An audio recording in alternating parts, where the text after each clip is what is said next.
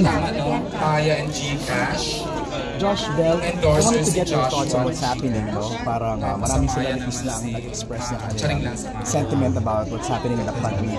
Ano lang yung masasabi? Sana mabigyan ng hustisya ang Mama Mia.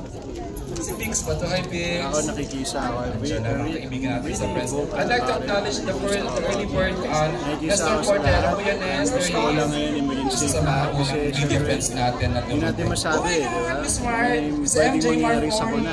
TV5 Manila. Sabi ko, stay safe na lang You for should be everyone doing siguro. this eh. And gusto ko lang sana mabigyan na ng hustisya, makulong yung dapat makulong. We have to kasi read MJs, at the end of the day, hanggang di nakukulong yung may sala, talaga magagalit yung mga tao, di ba? Magagalit kami. And lahat tayo, mga Pilipino, pare-pares na tayong nararamdaman. Lahat tayo galit.